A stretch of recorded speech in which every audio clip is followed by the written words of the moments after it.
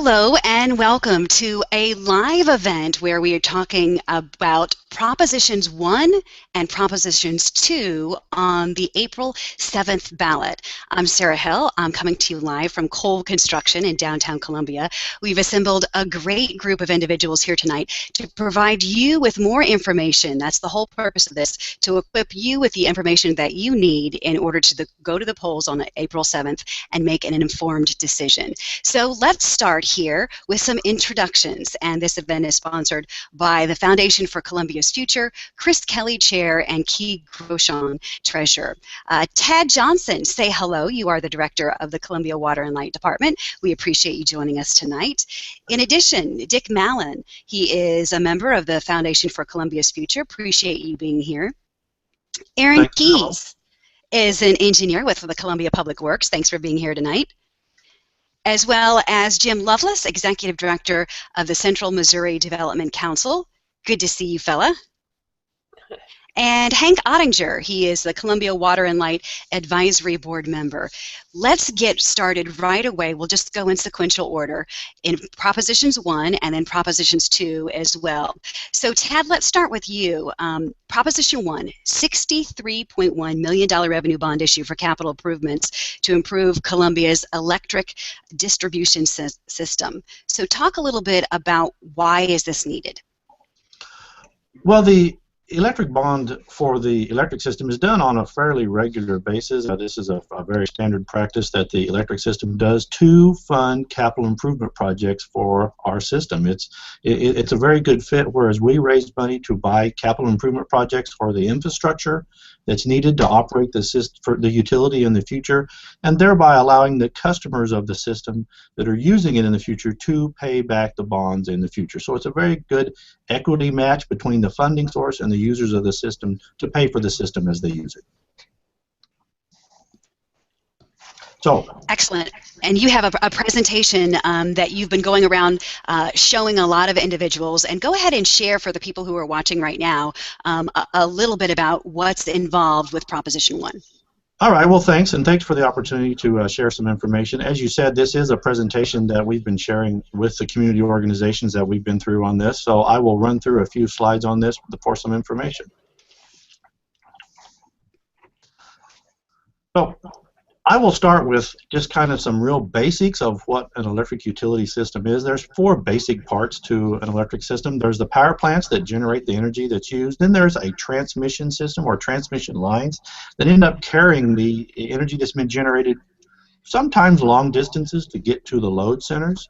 Then we have substations that typically take it from a transmission voltage down to a distribution voltage. And then you have really what is comprising the local distribution systems that power the homes and businesses. So this graph kind of is a image of what Columbia's system is, and we have really all pieces of that system that is part of Columbia Water and Light system, and it is a very interconnected system. We have the transmission side, which is federally regulated transmission systems, and then we have the more distribution level type systems. One analogy that I've always liked to kind of explain to people is if you think of the electric system as an interconnected road system like people are used to with the interstates that we travel on right now, it is an interconnected system and you have to use the entire system to get somewhere. But if you think about how Columbia Water and Light owns a section of the road system, we not only have to maintain the electrical road system to be able to serve our customers, but we also have to maintain the electrical road system to allow people to pass through our community or to use our system.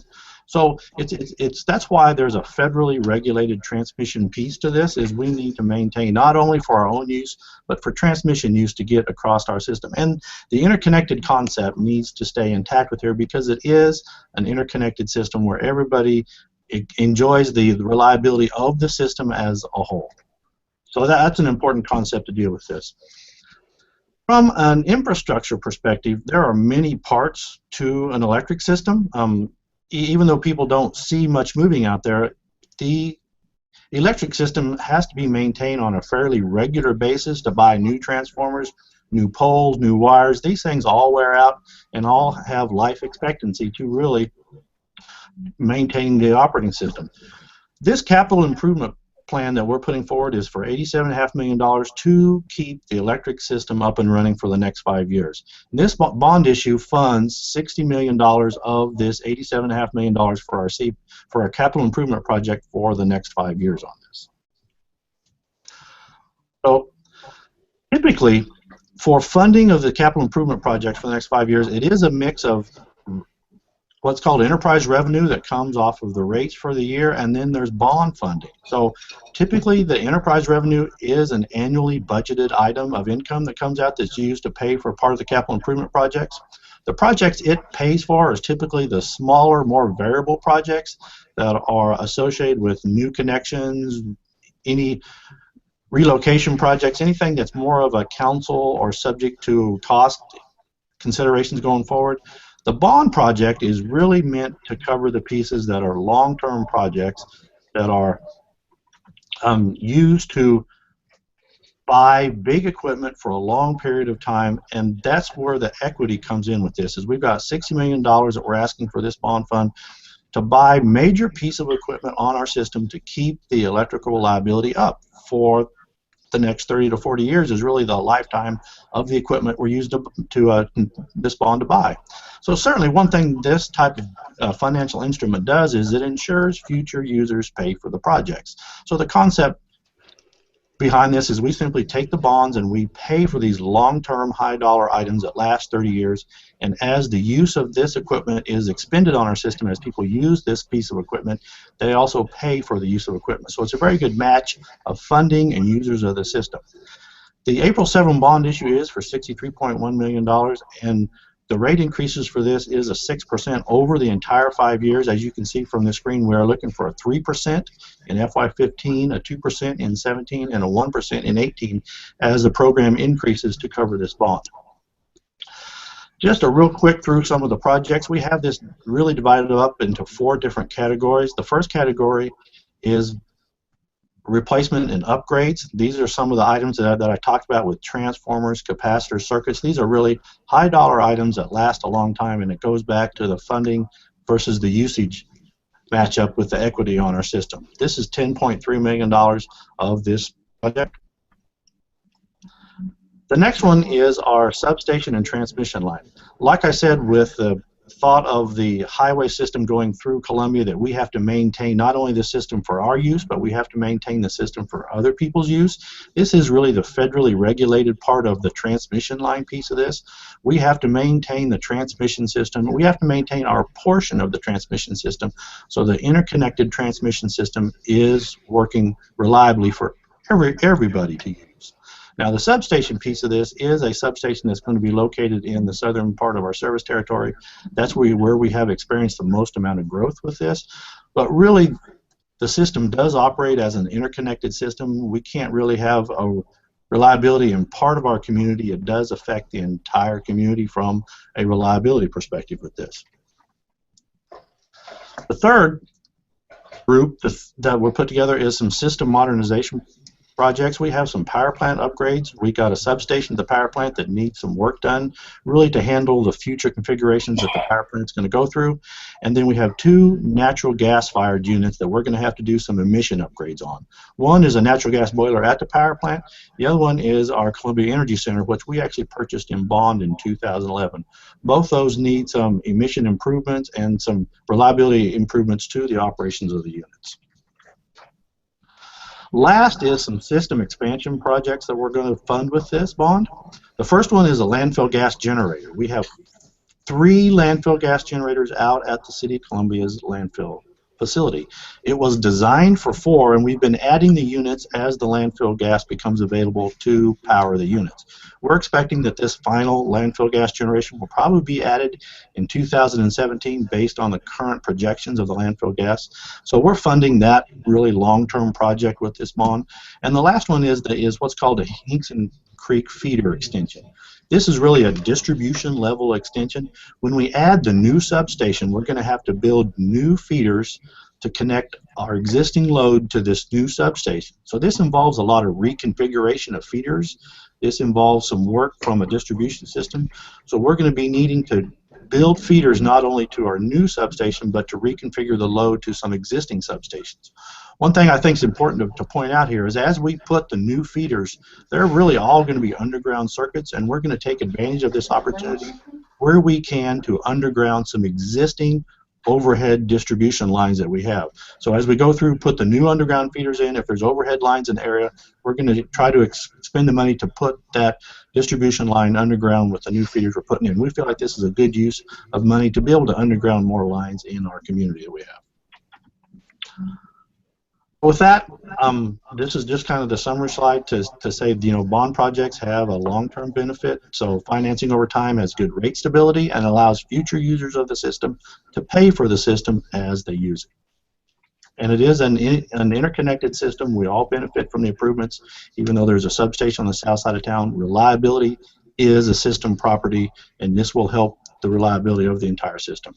So this is really my last slide with just details on it. I think I probably ran about as much time as I'm allocated here, so I'll turn it over to the next presenter. Ted Johnson, Director of Columbia Water and Light. Tad, we so appreciate you sharing that information with us. A reminder, if you have a question for Tad or any one of our panelists here tonight, I encourage you to tweet with the hashtag #FutureOfComo. We're watching those, and we will work those into the broadcast. Jim Lovelace is the Executive Director of the Central Missouri Development Council. Jim, talk a little bit about Proposition 1. It's meant to replace aging infrastructure. Developers obviously have a heart for wanting to keep infrastructure in place. Why has your group come out in support of this? Well, the members of the Development Council realize that if the infrastructure for your city isn't in place, then everything slows down in your city, and there's very little forward progress that can be made until those things are cured. So, recognizing that electricity and the distribution of it is very important to all householders, this group thinks that it's warranting our endorsement. Okay, Dick Mallon, you are the former director of Columbia Water and Light. You're joining us here tonight. What could happen if Proposition 1 doesn't pass? Well, if Proposition 1 doesn't pass, we're going to end up costing us a lot more. These projects are not optional. They're not things that somebody can do or not do. These are all very important projects to bolster up our utility background, our utility reliability. If we don't do it through this bond issue, we're going to have to find other ways to finance it, and they're going to be more expensive. It's important to know right now, I think, that the Water and Light Department's revenue bonds are rated AA. That's just about as high as you can go. And right now, interest rates are about as low as they've ever been, and certainly you're not going to stay this way forever. We need to take an opportunity right now to take advantage of this moment in time when we can fund bonds at such a low interest rate and have the minimum impact on our ratepayers. All right, Hank Ottinger, let's go to you. You have a unique perspective. You are a citizen on the Columbia Water and Light Advisory Board. From where you sit, you see a lot of needs that are coming into the community. Why are you supporting Proposition 1? Well, I'm supporting it because I'm sort of a newbie on the Water and Light Board, or at least for 3 years, and I've found that it's an inordinately complex operation, and it's been an educational experience to figure out how it all works. But I'm convinced that the mission statement of the Water and Light Department, which is to provide affordable, reliable, and compliant energy to its citizens, is foremost. And it's just essential that this work be done. There are alphabet soup of agencies with which we have to comply. The complexity of it is such that we are susceptible to fines if we don't comply with that, and so I think it's just terribly important that we pass these issues. They're not particularly unique. This has been done time and time again, as Mr. Mallon pointed out, and as Tad so lucidly elaborated in his presentation. It's just what needs to be done to keep this a modern, thriving city. All right, a reminder you're watching a live conversation talking about Propositions 1 and 2, equipping you with some information that you need in order to go to the polls on April 7th. So let's take some of your questions, and you can share those with the hashtag Future of Como, and we have some that are coming in as we speak. This particular individual has a question about the benefit for Proposition 1. Is the benefit for Proposition 1, and I believe you touched on this, Tad, just dedicated to those substation improvement areas, or is the benefit to the entire city? Some of those substation areas were located south of town. Yeah, well, certainly, like I said, this is not just a individual location benefit. There's a lot of them that is just simply replacing transformers on our system. We're replacing pieces of the system that really are reaching the end of their life. So this is keeping the system functioning through a financing mechanism that keeps intact who's paying for the system and who's benefiting from the system as we go through it. Now, there is a substation on the south side of town that is really kind of where our system is seeing the most growth going forward. But as I indicated, this is a very interconnected system. Electricity has to be generated and delivered at the same instant when people want it. So it's a very interconnected system, and you cannot have just a piece of town that is served reliably and the rest that's not. It is truly a community from an electric system perspective. Okay. This particular individual has a question about trust. How can voters trust knowing that the money pledged for Proposition 1 will go where it's supposed to go? Perhaps there's a management change at Water and Light, or there's a change on the Columbia City Council. What reassurances can you provide that these funds cannot be diverted anywhere else? Who would like to take that one? If I may step in here, Sarah, because I've had this question before, and it's a realistic one. There are people like this group that you're talking to that has gone all around town for a number of weeks explaining these propositions to local service clubs and other gatherings. And you can be assured that those of us who put our names out there promoting these things will be watching the City Council very closely over the next 5 years to see that it lives up to the promises that we have made in their name to the voters. Sarah? I might, if Sarah? I may. Oh, go ahead. Please do, Dick. Go ahead, and then we'll go to Hank. First, Dick. I might want to, having been involved for this for many years, I can speak from experience. Bondholders do not give the city $63 million on saying, gosh, I hope you do what you say you're going to do. The city has to issue out bond prospectuses and tell what they're going to do with the money. When the time comes to sell the bonds, the city council has to enter into covenants with the bondholders as to what the money is going to be used for, and the staff is obliged to make sure that those covenants are upheld. If you try to tinker with that, if nothing else, you're subject to major lawsuits by the bondholders. There's a lot of people out there that make sure that the money that we're given, $63 million, is a lot of money, and they want to make sure that it's spent wisely and repaid. Dick Mallon, former director of Columbia Water and Light. Let's go to Hank Ottinger, who is a member of the Columbia Water and Light Advisory Board. Hank? Yeah, I'd just like to briefly add that the Water and Light Board consists of 5 citizens, and I know Tad can confirm this. We do not just roll over for whatever the Water and Light Board, or I'm sorry, for whatever the director or the utility wants us to do. We are constantly challenging them, asking them to bring us the data, and the 5 members come from different parts of the community, and so I think that probably answers the question about that you posed. Okay. Additional thoughts on Proposition 1 before we move to Proposition 2? Anybody else want to weigh in? If I can make one more comment. Please do, Jim. I think that it is important for the citizens to understand that Proposition 1 will have the least impact on their electricity rates as we go forward. That's a good point. Right. So let's move on to Proposition 2. It calls for affordable stormwater management. Aaron Keyes, if you would go ahead and talk about your presentation when it comes to stormwater management for Proposition 2. Sure. Thank you, Sarah. Thank you for having us present this information to the public. Proposition 2 in the April election asked voters to decide whether to adjust the monthly stormwater utility rates for all residential and non-residential properties in the city. Stormwater rates have not been adjusted since the stormwater utility started in 1993, so that's more than 20 years ago. This is stormwater runfall. It's the rainfall that comes off the roof of your house, your driveway, your yard, our businesses, and it goes into our stormwater system.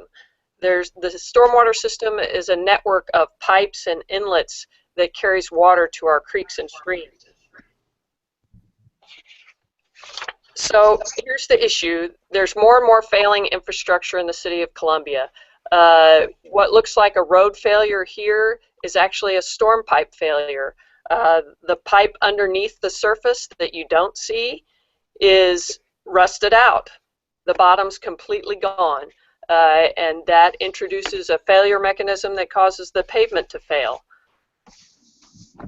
So much like the roof on your house or your furnace, heating your home, this infrastructure doesn't last forever. It needs to get replaced. And these systems are all over Columbia. They're in every watershed. So it doesn't matter if you live in a newer or an older area of town. The roads that you drive every day to the school, like to Mill Creek Elementary shown here off of Sinclair, or to the grocery store, have a storm system that was likely constructed 40 or more years ago, and many of those systems are past their expected lifespan and failing. Our current revenue will not address the hundreds of problems that we already know about.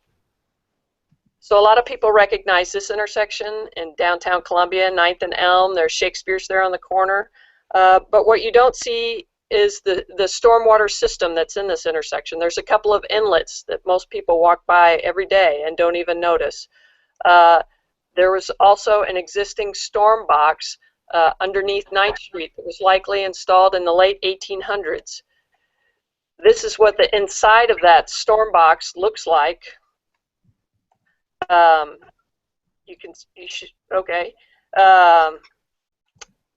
There's also a clay pipe that's running under Elm Street, and this is the inside of that clay pipe. There's a hole in the bottom, it's cracked, it's misaligned.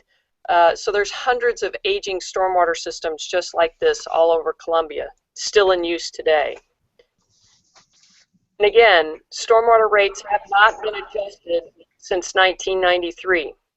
That's more than 20 years ago. And you can see in this chart how prices for many other things like eggs, bread, cars, homes have changed in that amount of time. So as maintenance costs and inflation keep increasing, we can only do less with that same amount of money. Much of the revenue that we've used has been spent to build capital improvement projects, the detention basin in the upper left corner, concrete box in the lower left, a pipe lining system. And then some of that, or much of the remainder of that money has been spent on operations. Yes, on staff, but that staff is boots on the ground that is cleaning the culverts, cleaning the pipes, cleaning the inlets to keep our streets and areas from flooding, and then also replacing systems that are failing or need upgrades, putting in new pipes, replacing inlets. So what's needed? We've got more than 40 capital improvement projects that have been in the budget for the last 5 years just waiting to be funded. Every year we come up with a plan, and well, it's been the same plan because we haven't been able to fund the plan to this point in the last few years. We need to address a backlog of maintenance repairs. That's just replacing inlets and pipes that we know are failing. And every day we have to decide which maintenance item gets attention now and what waits for another year. Some items on our list have been waiting for years. And the problem is when those items fail before we can get to them, if it's an emergency situation and we have to use an emergency contract, it can double the cost of the repair. We have an existing tiered rate system. So basically, the more impervious area you have, the more you pay. And we think that stable revenue from monthly rates is an efficient and cost-effective way to plan for and replace our aging infrastructure. So our proposal is to adjust that monthly rate every year for the next 5 years. And I'm going to speed through a couple of these slides. I think I'm just going to go on to the average, what the average homeowner pays, the Tier 3 rate.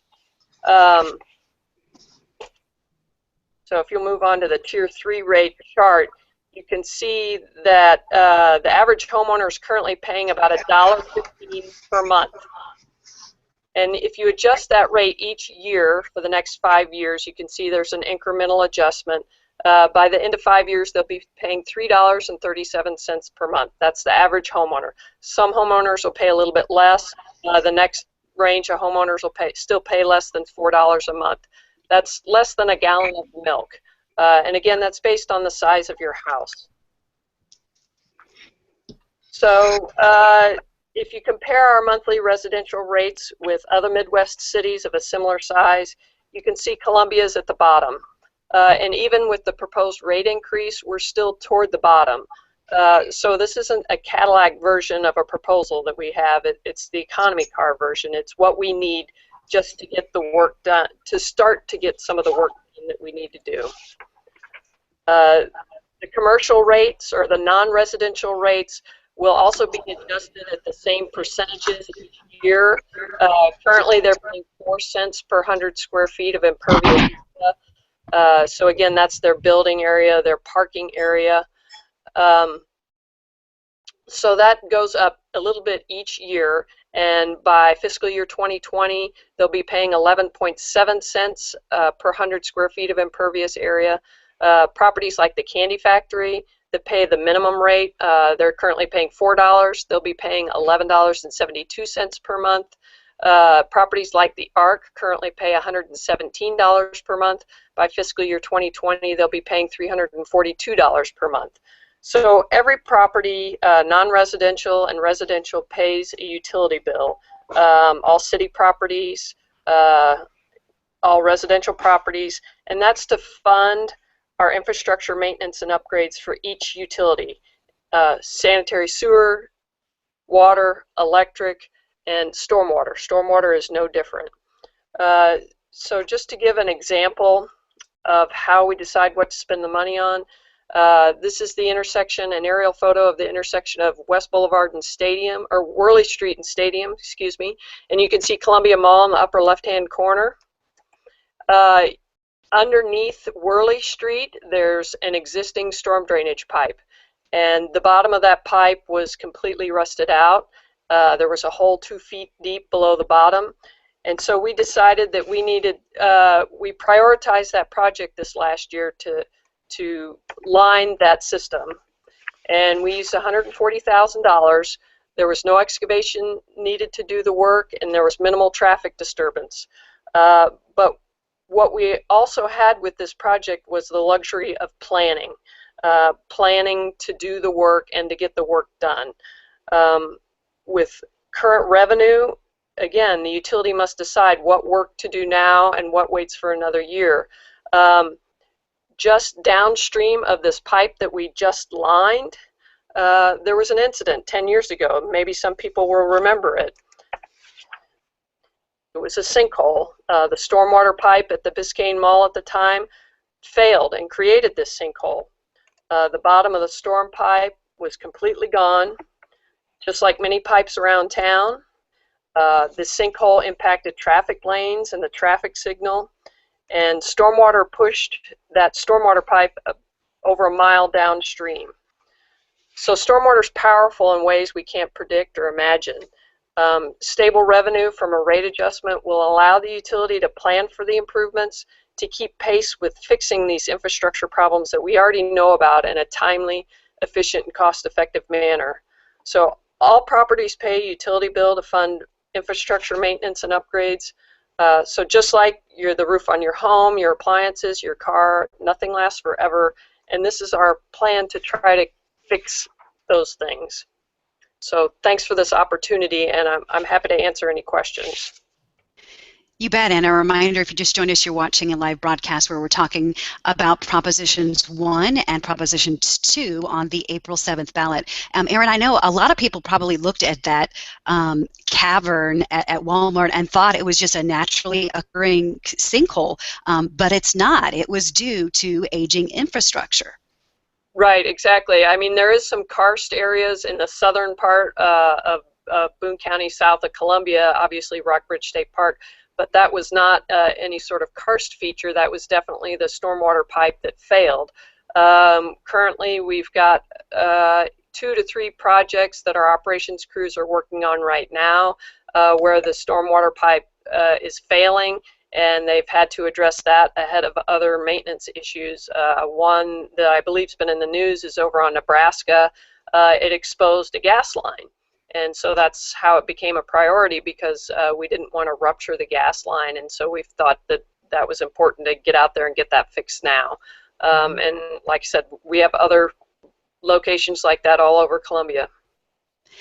Bourne Avenue is another area. I think I've seen some photos where there was a similar cave-in there. Right. That was actually from a number of years ago. It seems like probably about 5 years ago we started noticing more and more of these failures beginning to happen, because that the systems that were built in the 60s and 70s are starting to fail at that rate. They're reaching their expected lifespan, and so they're starting to fail more frequently, it seems like now. Okay. Jim Lovelace, let's go to you. You mentioned, Aaron, that Proposition 2 is not meant to expand the current stormwater system, correct? Yes. Yes. And so, Jim, that's what the developers pay for, right? The developers pay to expand the current stormwater system. Jim, you want to talk about that? Well, that's exactly right. Within any housing development, all of the infrastructure costs are borne by the developers and then the people who buy those houses. It's what we have existing already that is in need of so much attention, not what we're building now. Okay. So why is your group with the Central Missouri Development Council supporting Proposition 2? Well, as Aaron said, it's a system, and even it's no better than the weakest part. And some of our weakest links on our stormwater system now are those that are the oldest and are approaching or past their lifespan, and they need to be fixed, just like occasionally you have to fix the gutters on your house. It's part of maintenance and keep the whole of it running smoothly.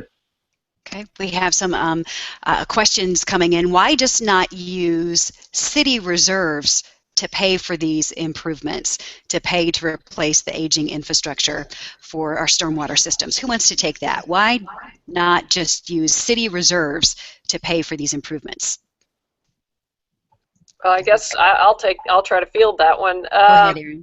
The stormwater utility has a very modest amount of reserves, and we save that back for big emergencies like a sinkhole at Walmart, what have you, similar to that size. Obviously, we wouldn't do one on private property. The other reserves, I'm not sure what they're talking about. The only other funds that would be available to the stormwater utility besides the stormwater utility funds might be from the general fund or the road fund, and those are also used to repair our roads, to pay for police and fire. So those funds are, you know, you're making less money for those other departments to use when you use this money for stormwater, if you use those monies for stormwater. So. Okay. Another question to explain the rate adjustment plan and how does that work? What are the benefits of the rate adjustment plan? Well, by doing a modest adjustment, people can get ready for that a little bit at a time.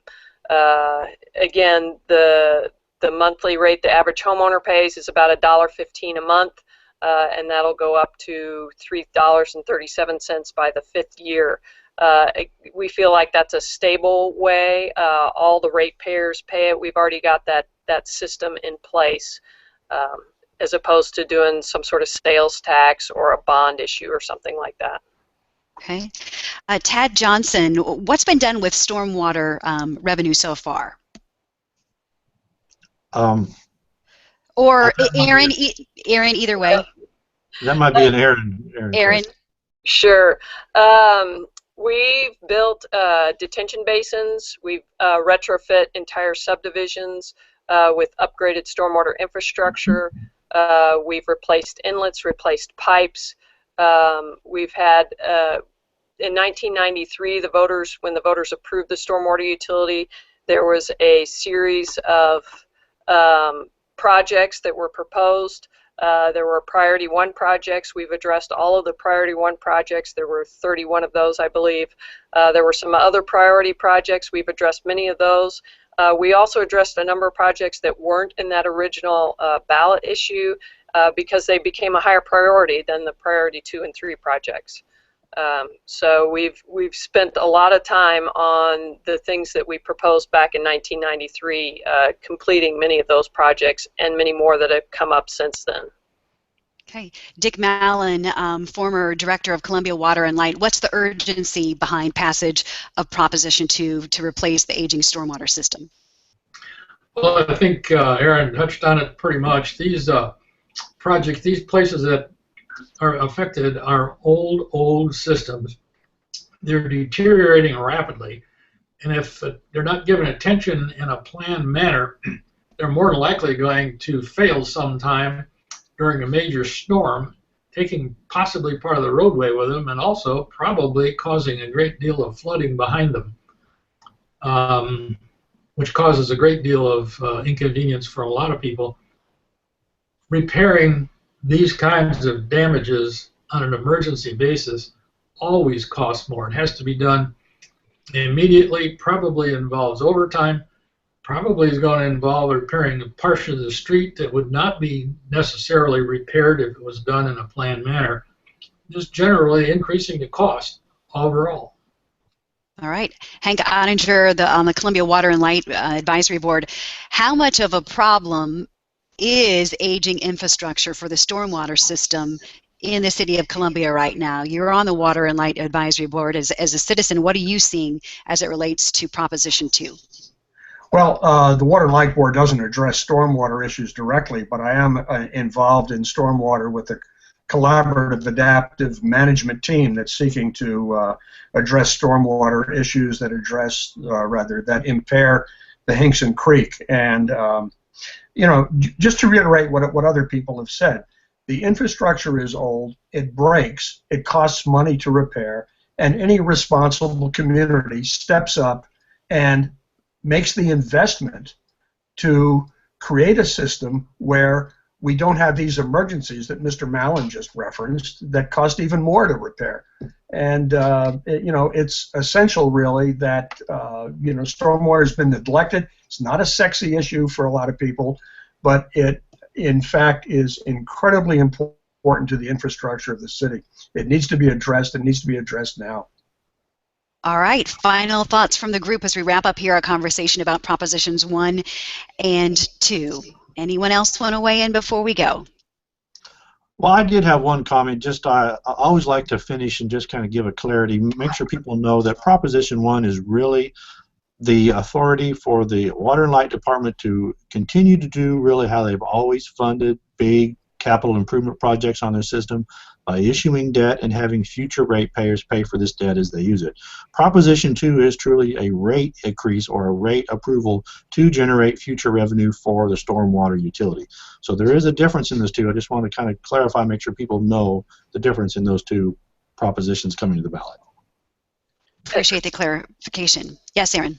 And also, I just wanted to let people know that the GoColumbiaMo.com website also has information, both water and light and the stormwater utility. I know you can do Prop 2 in the search box if you want more information about what we've done and what we'll do with the money. All right, Dick Mallon. I'd just like to also wrap up with a comment that these projects are not projects that are nice to do things that some staff person dreamed up, something that some city council person decided might be neat for their board. these projects are part of a long-term, ongoing planning system, both for the Water and Light Department, also for the stormwater system. In fact, this is done by other operations, even whether it's the sewer system, whether it's the solid waste system, whatever it is. These are long-term plans that have been worked on and dealt with and thought through carefully, and these are very, very much deserving of the voters' consideration. All right. Any other words before we go from our panelists? If not, we will close it right there. A reminder, the conversation continues. You can tweet with the hashtag. You can ask questions of Aaron or Tad as well. That hashtag is Future of Como. You can also go on Twitter or Facebook pages as well and ask questions under the live event. Aaron Keyes, Hank Ottinger, Jim Lovelace, Dick Mallon, Tad Johnson, we so appreciate you joining us today, and we so appreciate Randy Coyle for donating his space here that we're able to have this discussion tonight. You've been watching a live broadcast sponsored by the Foundation for Columbia's Future, Chris Kelly, Chair, and Key Groshong, Treasurer. Have a great night. A reminder to vote on April 7th.